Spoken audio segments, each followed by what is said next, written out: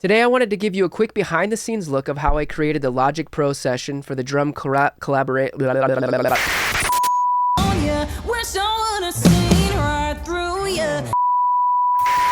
Hey everyone, Gary here from Wildhurst Studio. Today I wanted to give you a quick behind-the-scenes look of how I created the Logic Pro session for the drum collaboration video I recently did with Nolan Schmidt called Double Time. If you haven't seen it yet, go give it a watch. I'll put the link in the description below. Nolan had approached me and asked if I would be interested in doing a drum cover video where we both played drums together. I thought this was a great idea.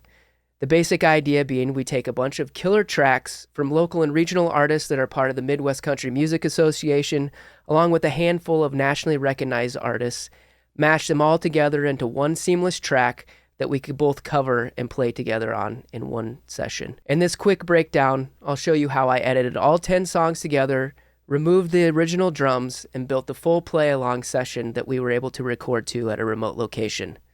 Let's take a look. Nolan and I really wanted this to be a tribute to the artists that we play and interact with across the Midwest. So we handpicked 10 songs, mostly from local and regional artists, like I said before, part of the Midwest Country Music Organization, and some of them that were submitted to us in a poll that we put out in the Facebook group.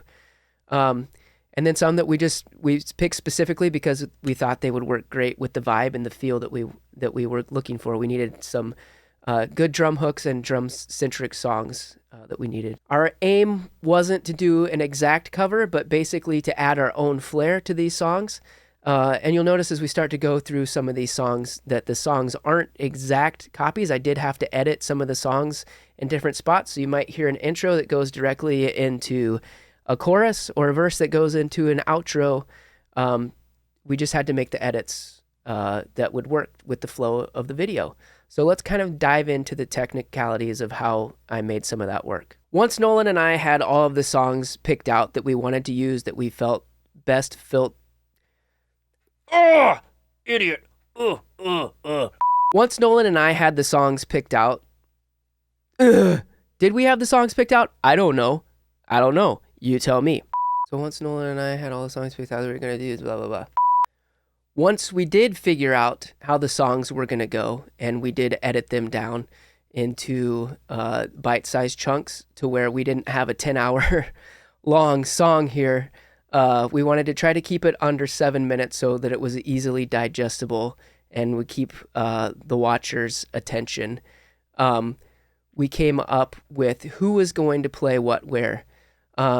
And so over here you can see I created detailed notes for each one of us, who was going to play at what sections, who was going to do transitional drum fills, who was maybe just going to be keeping a tempo on cymbals or doing some tom work, all of those things, so that we were rehearsed. So now that we have all of our tracks lined up, we have them edited how we want.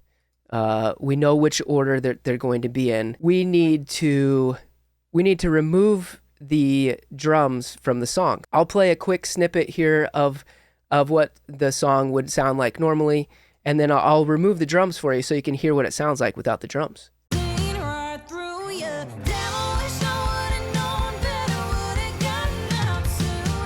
So now I'm going to mute the drum track.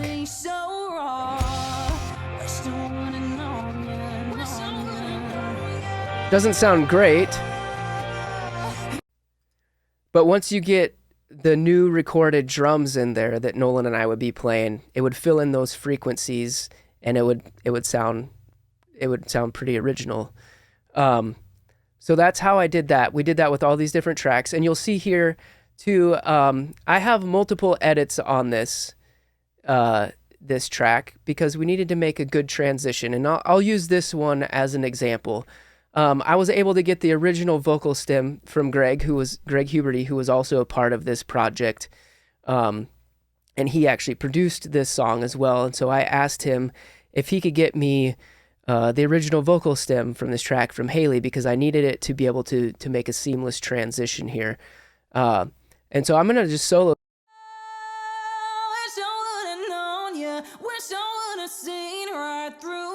It's a lot more seamless as well. I'll zoom out a little bit. We also use some transition sound effects as well. you can see right here. I'll solo these and play them so you can hear them.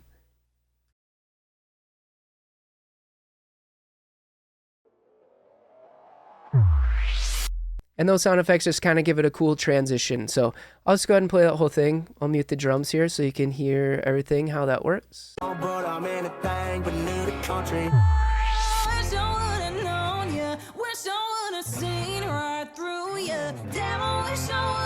All right, and so that's how that works. Adding the sound effects, splitting the stems, removing the drums so that we can play along. Another thing that we had to be aware of is tempo. Since there are such big tempo fluctuations in some of these songs you can see, like the first song goes from 73 to 123. That's quite the tempo jump. So to keep Nolan and I on task and on beat, I implemented what's called a click track for you non-musicians out there who aren't sure what that is. That's basically just a metronome or a track that gives the beats per minute that you can hear in your ears, and it'll keep you on tempo. So I had to go through and tempo out each one of these songs, create a track for each one so that we could hear back. I'll play that for you real quick so you can hear what that sounds like in our ears.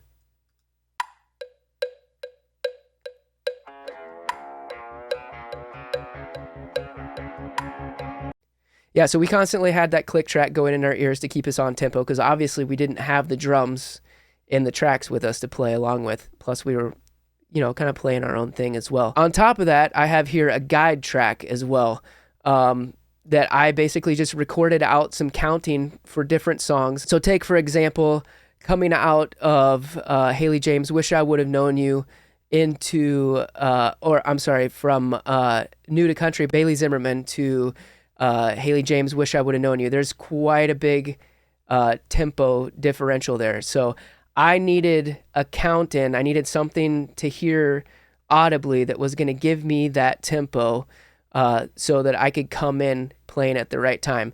So what I did with a lot of these transitions was I recorded some cue tracks, and they sound something like this. 1, 2, 3, 4. 1, 2, 3, 4. And so that count in just helps me know automatically what the tempo is going to be. Just be like a physical drummer at a show counting off the song 1, 2, 3, 4, and the rest of the band knows when to come in. Along with that, I did some count outs as well. 1, 2, 3, 4.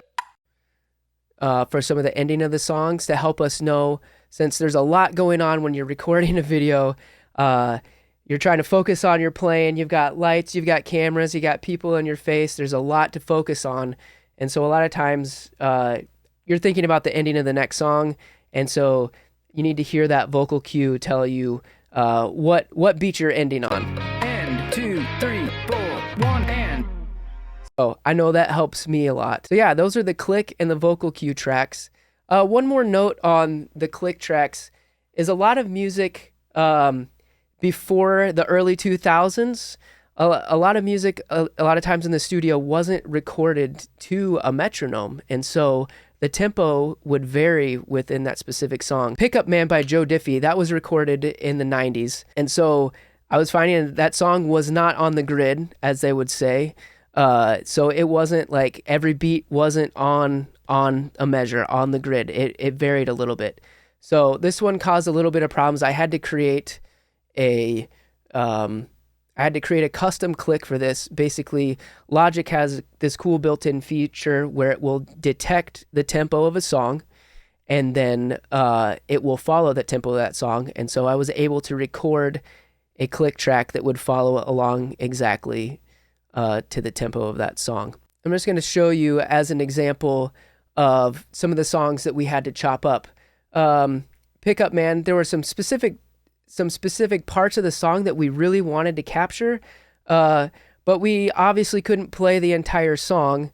And in order to capture those specific parts of these songs, we had to make some edits. So if you listen to this version of Pickup Man, it's not going to sound exactly like the recording. I think we go from an intro directly, and I cut halfway through a chorus into another one. That made it a lot of fun because we got to play all of the parts of the song that we really wanted to get. So let's play that for you real quick so you can see.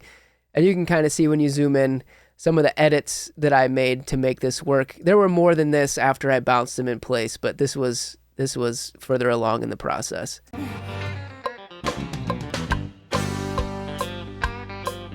There's something women like about a pickup man. You can set my truck on fire and roll it down the hill. Yeah, so if you listen to the original recording, it's not going to sound like that. It jumps into a different section of the song. But that was a really fun part of the process, is being able to make these songs work the way that we wanted to make them work. Okay, so that's pretty much a quick overview of the session that we have. So the way that we heard these tracks back when we were on site was I bounced each one of these tracks separately. That means I exported them. I sent them to Doug Peterson over at Split Willow Studio, where he created his own session for us to do the live recording. He was there on site with us. He captured the audio from both of our drum kits, which was quite the feat. We had a lot of microphones, a lot of lines going through. Great job, Doug. You did a great job. And then after we captured all of that, he sent his session and all of those tracks over along with my stems that I created here. He sent those over to Greg Huberty at Greg Huberty Productions, and Greg was responsible for editing and mixing all of the drums and these tracks together. Bo Allen from Bo Allen Productions was the one that actually shot the video. Did a fantastic job. We were all very, very pleased with the results. It was just really a fun collaboration that we did together as part of the Midwest Country Music Organization. We couldn't have been more happy. We got together. We did it all. I think we were done in about 8 hours, which was really fun. If I were to say the hardest part of this whole thing for me was going into County Lines by Kanan James. Whoever played drums on this song did a fantastic job. Super killer intro lick. But trying to come out of the song before it, Worth It by Jake Nelson, into this one, trying to get the timing correct with the tempo change was a challenge. I'm just going to play that for you real quick. I think it turned out fine. But this is another one of those where we went to where I chopped it directly from an intro directly into an outro chorus so that we could still capture the essence of Kanan's song, but still get that super cool drum lick in there. I'm just going to play that for you real quick. I really had to pay attention to the counting and the metronome on this one. 3, 4, 1, 2, 3, 4. Yeah, just where that landed was a little bit, it was a bit of a mind tease trying to figure out the tempo change there. So anyway, it all worked out in the end, and it was super fun. Yeah, if you guys have any more questions or want me to go in any more depth on how I maybe I'll make some more content videos like this in the future. And cheers. I'll see you next time. Cheers. Do we say that in America? Double time. Nolan and I had a great job. We had a great job. And so there's a quick behind the scenes look of how that's dumb. Nope. All right, so there's a quick behind the scenes look of how we created this whole session and how we got the audio that we needed to hear while we were recording the drums in the video. If anybody has any questions and wants me to go into any technicalities further, how we got the tempo tracks, how I use my clicks, how we edited some of these songs together, feel free to drop a comment below and I'll get back to you. Maybe we can do some more videos explaining how some of that process works. Go take a look at the video. It's called Double Time. It's over on Nolan's channel. I'll leave the link below. We had a fantastic time recording this video with Bo and Greg and Doug. Everybody did such a great job, and we'll see you again next time. Take care.